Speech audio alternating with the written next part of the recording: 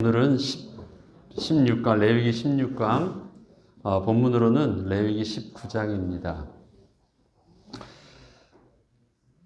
우리에게 하나님의 시간표는 빨리 올 수도 있고 늦게 올 수도 있습니다. 하나님이 정하신 때에 그 일들을 하시겠죠. 시간표는 하나님께 맡기지만 여전히 그거는 우리가 해야 될 부분들은 뭐냐면 놓치지 않는 방향성입니다. 그 일을 언제 이루실지는 하나님의 시간표에 있지만 그 일을 이루기까지 우리가 나가야 되는 우리의 삶의 방향성은 우리가 늘 놓치지 않고 나아갈 수 있어야 됩니다. 오늘 목사님 또 한 목사님 말씀처럼 우리가 어떻게 성령의 인도를 받고 어떻게 우리가 올바른 생각과 올바른 그 길들을 갈 수 있을까요? 그거는 우리가 늘 하나님 앞에서 말씀대로 온전히 주의 말씀을 묵상하고 인도받는 것입니다.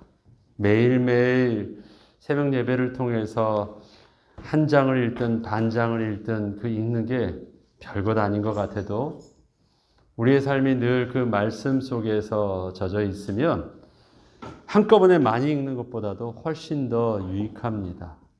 그리고 우리도 모르는 사이에 마땅히 그것을 하나님의 뜻을 내 생각으로 하나님이 가시는 마땅한 판단과 마땅한 그 길들을 잘 인도받을 수 있습니다. 내가 막 옳은 생각하려고 하고 내가 막 그리스도인답게 거룩하게 막 뭔가 의도하지 않아도 내가 그냥 하나님의 삶 속에서 말씀 속에 젖어들어 있으면 삶이 굉장히 편해지고 당연해지고 그런 영적인 안정감이 있습니다. 저는 그것이 훨씬 더 건강한 것이라고 봅니다. 교회의 건강함도 그렇습니다. 늘 평범해 보이지만 예배에 대한, 그 다음에 하나님 말씀에 대한, 또 우리에게 주신 각자 직분과 은혜에 대한 또 기도와 이 부분들이 일상 속에서 자연스럽게 평범하게 되어지고 있으면 그것이 우리의 삶을 또 우리의 신앙생활과 교회를 건강하게 합니다.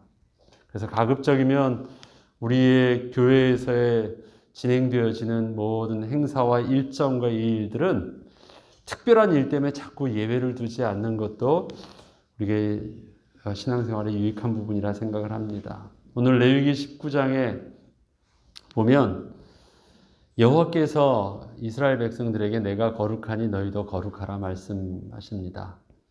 우리가 레위기에서 늘 계속 했던 그 강조점이 있죠. 레위기를 통해서 하나님께 가르쳐진 율법과 제사의 모든 모습은 하나님의 백성이 거룩하신 하나님과 교제할 수 있는 그 영적인 비밀을 가르쳐 주신 거예요. 그 비밀 안에 가져 있는 핵심은 뭐냐면 어떻게 하면 거룩하신 하나님을 너희들이 만날 수 있니? 어떻게 부정한 너희가 거룩하신 하나님께 나올 수 있도록 그 부정함을 씻을 수 있니? 이걸 가르쳐 주시는 거거든요. 그 말씀을 오늘은 19장에 말씀하시면서 그 구체적으로 거룩해지는 법, 구체적으로 거룩한 삶을 사는 법들을 우리의 성도의 일상의 삶 속에서 예시를 들어서 가르쳐 주십니다. 1번부터 보겠습니다. 하나님의 백성인 우리가 하나님의 말씀에 따라 살아야 하는 그 행동의 근거는 무엇입니까? 무엇 때문에 하나님 말씀대로 살도록 말씀드렸죠? 그게 바로 19장 2절입니다. 2절 우리 같이 한번 다 읽어보죠. 너는 이스라엘 자손의 온 회중에게 말하여 이르라. 너희는 거룩하라. 이는 나 여호와가 너희 하나님이 거룩함이니라. 그래요. 우리 행동을 거룩해야 되기 때문에 하나님의 말씀에 따라서 순종하는 것입니다. 하나님의 말씀에 온전히 순종하는 그 길이 거룩할 수 있는 영적인 비밀이기 때문에요. 자, 그런데 이 거룩하게 하라고 말씀하시면서 가르쳐 주신 방법들이요. 어느 면으로는 사람이 감당하기에는 또 하나님의 백성이 감당하기엔 되게 힘들어요. 여러 가지 어렵고 막 뭔가를 구속하는 것 같고 제한하는 것 같아요. 그런데 하나님께서 왜 우리에게 거룩하게 하셨냐라는 이유를 알면 그것이 우리에게는 감격과 감사가 되죠. 하나님이 거룩한데 왜 우리가 거룩해져야 된다고요? 계속 반복드리지만 그 하나님이 우리를 초청하신 것이니까, 하나님께 우리를 나오도록 하신 것이니까 그렇게 하신 거예요. 그래서 우리에게 거룩이라는 것으로 부담을 지어주신 것이 아니라 다른 그 어떤 존재에도 말씀하지 아니하신 거룩을 요구하신 것은 다른 그 어떤 존재도 그렇게 대우하지 않으셨는데 우리를 어떤 수준으로 대우하신 거예요? 하나님과 동등한 수준으로 대우하여 주신 거예요. 그래서 그것을 우리에게 어떤 거룩이란 속박을 해주신 것이 아니라 하나님 위치로 우리를 격상시켜 주셔서 교제하도록 만들어 주신 거예요. 그래서 자꾸 끌어주시고 자꾸 가르쳐 주시고 어떻게 해서든지 어떻게 해요. 우리를 짐승과 같이 놔두지 아니하고 전인격적으로 하나님을 기뻐하고 하나님과 교제하고 하나님께 감사하고 하나님을 영화롭게 할 수 있는 하나님의 동등한 위치로 자꾸 우리를 격상시켜 주신 거예요. 그래서 감사해야 되는 일입니다. 그 부담이다 말하기 전에 동등한 수준으로 만들어진 유일한 피조물이 바로 우리입니다. 본문에 따르면 오늘 본문 중에서 보면 거룩하라고 하시면서 하나님께서 가르쳐 주신 거룩한 방법은 어떻게 하는 거예요? 어떻게 하는 것이 본문에서 예시해 주시는 거룩의 방법이에요. 그게 19절에 쭉 나오죠. 오늘 목사님 십계명 말씀하셨듯이요. 하나님의 뜻에 맞게 사는 것입니다. 다른 그 앞에서 보면 제사를 통해서도 또 여러 가지 모습을 통해서 가르쳐 주셨지만 일상의 삶 속에서도 거룩이라는 것을 잘 할 수 있도록 가르쳐 주신 것이 하나님의 뜻에 맞게 사는 것인데 하나님의 뜻은 이것이다 라면서 쭉 내용들이 나오죠. 가족에 대한, 부모에 대한, 이웃에 대한 그래서 하나씩 나옵니다. 그래서 부모를 경외하고 공경하는 것도 또 안식일을 지키며 우상을 섬기지 않는 것도 이런 것은 가장 거룩의 기본입니다. 그리고 뒤에서 나오는 수많은 규정들이 있잖아요. 그것도 거룩한 삶을 사는데 하나님께서 가르쳐 주시는 영적인 비밀이 그 안에 담겨져 있습니다. 예수님께서도 본문에 나오는 이웃에 대한 규정들을 하나로 요약하셨습니다. 오늘 여기 보면 이웃에 대한 규정들이 굉장히 많죠. 여기서 보면 9절부터 보면 너희 땅에 곡식을 거둘 때 다 걷지 말고 이삭도 줍지 말고 포도 열매를 다 따지도 말고 가난한 자를 위해서 남기고 도둑질하지 말고 속이지 말고 거짓 맹세하지 말고 가난한 자라고 편들어 주지 말고 부한 자라고 대하지 말고 공의로 하라. 여기서 보면 15절에 보면요. 너희는 재판할 때 불의를 행하지 말며 가난한 자의 편을 들지 말며 세력 있는 자라고 두둔하지 말고 그런 것도 이유가 되지 않아요. 공의대로 하라. 쭉 하면서 형제를 마음으로 미워하지 말고 그 다음에 이웃을 반드시 견책하고 쭉 나오면서 내용이 나옵니다. 그런데 이러한 이웃에 대한 규정들을 예수님께서 딱 하나로 요약하신 것이 있죠.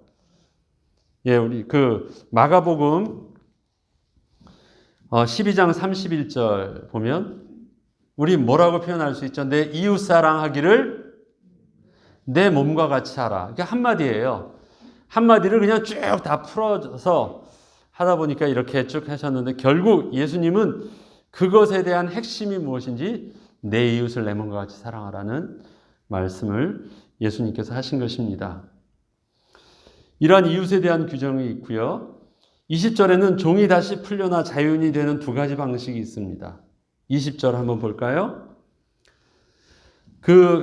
각각 그 방식을 찾아보고 설명을 해주세요. 여기서 종이 자유인이 되는 두 가지를 20절에는 무엇과 무엇으로 두 단어로 표현하고 있어요. 첫 번째 단어가 뭐예요?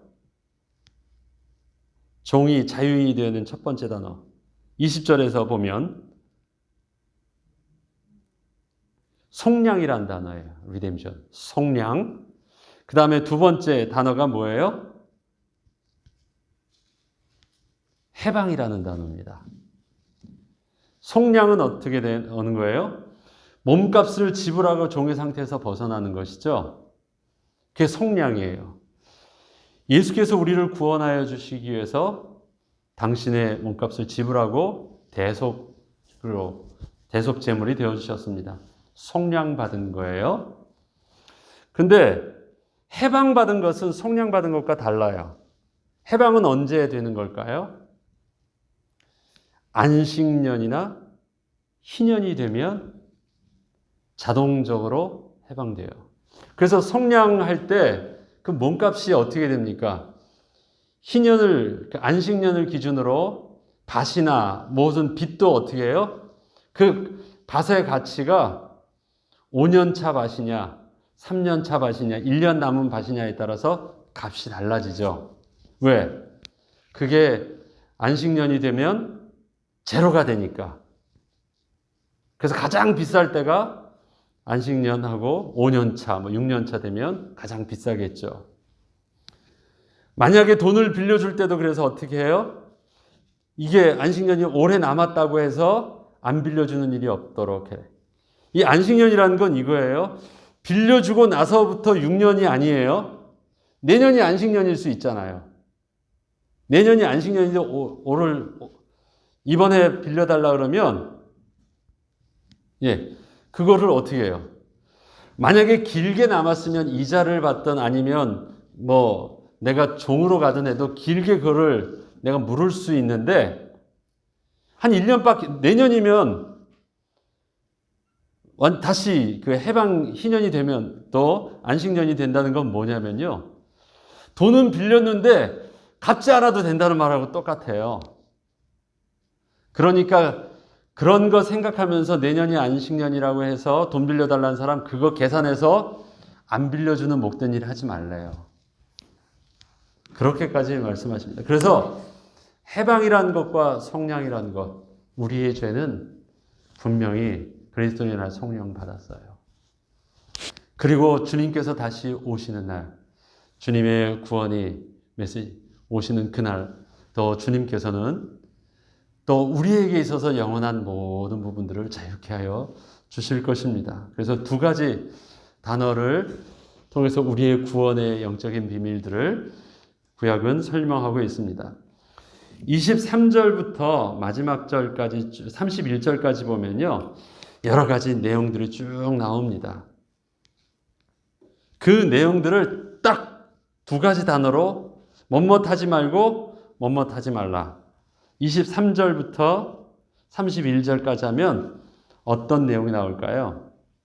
23절부터 너희가 그 땅에 들어가서 각종 과목을 심거든 그 열매는 아직 할례 받지 못한 것으로 여기고 쭉 과실에 대한 것 나오고요. 그 다음에 그것에 대해서 하나님께 드리고 또 규정을 쭉 얘기해요. 결국 그 땅에 들어가서 농사를 짓고 살고 하면서 무엇하지 말고 무엇하라고요? 우상 숭배하지 말고 하나님만 섬기라는 거예요. 이 말씀을 가면 지금 저들의 우상 숭배하는 모습 속에서 그런 행동들을 하고 있거든요. 그냥 삶이 아니라 그냥 문화가 아니라 저들에는 그것을 다 종교성을 가지고 그렇게 행동을 문화적 양식으로 하고 있는데 저들을 하는 모습처럼 그렇게 따라하지 말고 그들이 하니까 내가 해도 괜찮은 것처럼 생각하지 말고 어떻게 해요? 저들은 저렇게 하더라도 너희는 반드시 이렇게 해라고 가르쳐 주시는 거예요. 이것은 농사 짓는 법을 가르쳐 주시는 것도 아니고 삶의 지혜를 가르쳐 주는 것도 아니에요. 이스라엘 백성들이 가나안 땅에 들어가면 아무것도 없는 사람이 살지 않는 곳으로 가는 것이 아니거든요. 이미 살고 있어요. 그리고 이미 저들은 거기 삶 속에서 그렇게 뿌리 박은 삶의 문화들이 있어요. 정착된 삶이 그렇게 즐겁게 살고 그렇게 거기서 잘 살고 있으니까 들어가 보면 저 사람들이 하는 행동들이요. 굉장히 좋아 보이기도 하고 나도 하면 되게 좋을 것 같기도 하고 그 다음에 낯선 땅이니까 그것들이 익숙하니까 저렇게 하면 저게 여기서 살 수 있는 방법이구나 생각할 수도 있고 다 그러니까 그들의 삶과 양식들을 흉내내지 말고 따라하지 말고 너희들은 저들이 어떻게 농사를 짓든 농사 진 것에서 어떤 행위를 하든 간에 그런 식으로 하지 말고 너희는 이렇게 해. 거기에는 그냥 방법을 가르쳐 주신 것이 아니라 그것이 바로 우상숭배의 영적인 비밀이 담겨 있기 때문에 그래요. 그래서 우상숭배하지 말고 하나님만 섬기라는 거예요. 그 말씀을 쭉 길게 해놓으신 것입니다. 그러면 오늘 본문을 통해서요, 여러분들이 다시 한번 읽으실 때, 이웃사랑이를 내 몸과 같이 사랑하라는 주님의 말씀이 어떻게 구체화시켜 놓으셨는가를 다시 한번 보시면 좀 더 들어올 것이고요. 그 다음에 그곳에 가서 새롭게 농사를 짓거나 여러 가지 생활 양식을 따라서 할 때도 우상 숭배하지 않고 하나님을만 섬기는 법이 어떠한 것인지를 또 다시 한 번 더 정리할 수 있을 것입니다. 그렇습니다. 이 땅에 살면 사람들 앞에 우리의 문화라는 게 있잖아요. 남들이 그렇게 하는 것. 그러면 그렇게 같이 이렇게 풍속 속에서 같이 따라줍니다. 세상 풍속을 쫓지 말라고 합니다. 그런데 그게 언제나 우리에게 생각되어지는 것은 그것이 좀 도덕적으로나 아니면 우리의 수준에 맞고 안 맞고 그렇게 보기 전에 세상의 모든 문화에는요 영적인 것이 담겨져 있어요. 우리는 그것을 볼 수 있어야 됩니다. 그래서 이건 내가 볼 때 이 정도는 좋을 것 같은데 라고 생각하는 그 부분들도 그 배후에 있는 영적인 의미나 영적인 비밀이 우리의 신앙생활 속에서 유익하지 않다면 노후할 수 있도록 우리가 눈을 열어야 됩니다. 좋은 게 다 좋은 것이 아닙니다. 힘들어 보여도 하지 않아야 될 것은 하지 않아야 됩니다. 그것을 온전히 볼 수 있는 정말 우리는 믿음의 눈이 있어야 돼요. 영적인 지혜가 있어야 됩니다. 그래서 남들대로 하는 것이 기준이 아니라 하나님 말씀대로 하는 것이 기준이 되어야 됩니다. 자칫 잘못하면 우리는 그래요. 남들 눈에 보기 좋고 남들도 하는 것이니까 그 정도는 괜찮고 늘 그렇게 여기서 늘 해왔는데 뭐 그것이 문제냐 말하기 전에 잘 모를 때 우리가 그렇게 해왔다 할지라도 오늘 내게 하나님의 말씀을 통해서 그렇게 들려주시고 그렇게 보여주게 하시면 그동안 내가 그렇게 안 해왔다 할지라도 하나님 말씀 속에서 자꾸 수정할 수 있어야 돼요. 그게 우리가 하나님 말씀을 읽는 것입니다. 하나님 말씀을 듣는 것입니다. 말씀 따로 생활 따로가 아니라 그렇게 조금씩 삶을 수정해 나가면 갑자기 3년 동안 쉰 거는 3년 동안 펴야 된대요. 갑자기 피려고 그러면 부러져요. 우리의 비뚤어진 것들도 늘 체질화되었던 부분들도요. 자꾸 들으니까 또 자꾸 그곳을 수정하고 자꾸 하다 보니까 바뀌어져요. 갑작스럽게 안 바뀝니다. 그래도 우리는 그리스도의 장성한 분량에 이르기까지 우리가 성장하고 수정해야 되겠다는 방향성이 있잖아요. 놓치지 않으면 결국은 돌아보니까 바뀌어 있는 모습을 봐요. 돌아보니까. 제가 지난주인가요? 저희 유튜브로 설교 이렇게 올린 게 벌써 1년이 좀 넘었어요. 1년하고 반이 다 가는데,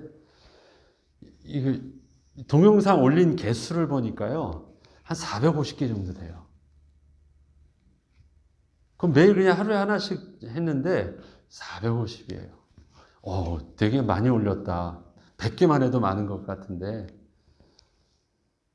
그냥 조금씩 그냥 매일 내가 듣고 내가 매일 성경 보고 그 다음에 예배 끝나고 하나님 앞에 5분, 10분, 20분 내 자기 분량대로 기도하고 별거 아닌 것 같죠.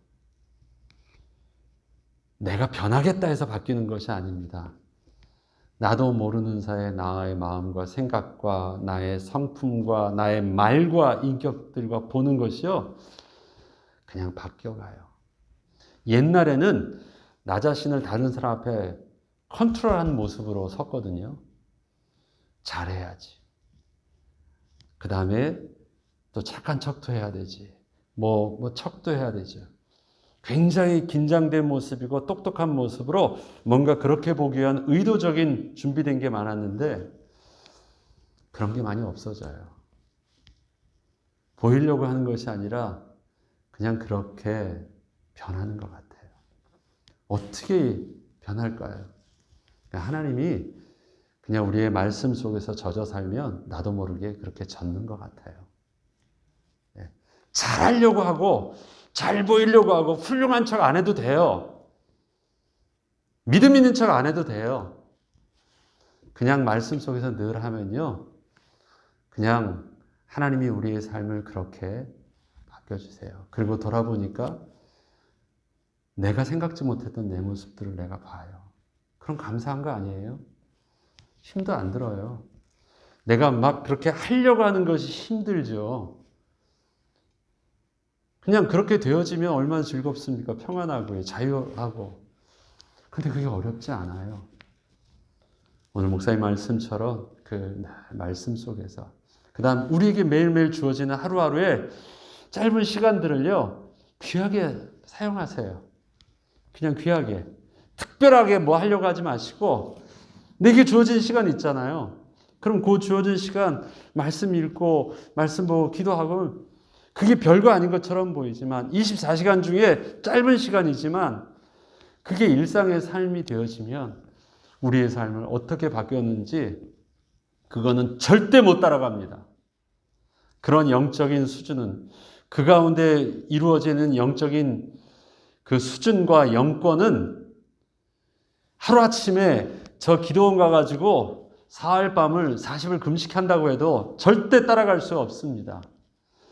그래서 우리 어머님을 감히 이길 수 없는 거예요. 왜?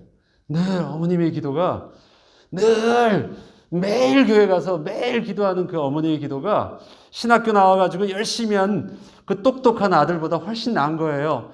훨씬 더 영적인 거예요. 왜? 그분이 뭘 아세요? 얼마나 더 성경을 많이 알고 얼마나 더 많이 수준이 있어서 그런 거 아니에요.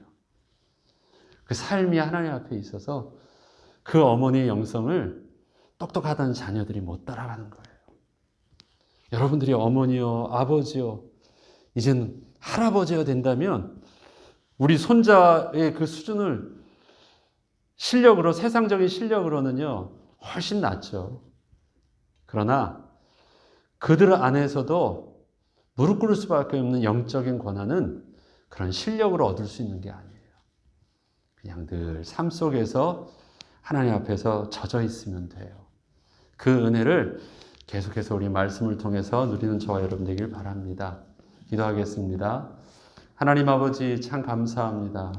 우리의 일상의 삶이 주님 바라보게 하시고 주의 말씀 속에 있게 하시고 하나님 말씀이 옳은 줄 알고 순종하게 하시고 그 말씀 붙잡고 기도하는 삶, 하루하루 한 주 한 주를 그렇게 주의 은혜 가운데 평범하지만 특별한 비범한 삶을 살게 하시니 감사합니다. 나도 모르는 사이에 내 자신이 더욱더 주님께 가까이 가게 하시고 나도 모르는 사이에 나의 모든 죄성들이 주님 앞에 내어놓으며 그리스도 안에서 거룩하게 변화되게 하시며 주인 되신 하나님의 소원이 나의 소원이 되어지게 하셔서 하나님, 나의 연약함에도 불구하고 우리의 이 모습을 통해서 끝까지 하나님 영광 받아주시고 사명 감당하게 하여 주옵소서. 일상의 삶을 이번 한 주간도 시작합니다. 가장 평범한 속에서 가장 거룩하고 가장 영권 있는 영적인 비밀들이 우리의 삶의 대화와 기도 속에서 회복되게 하여 주옵소서. 감사드리며 우리 주 예수 그리스도 이름으로 기도합니다. 아멘.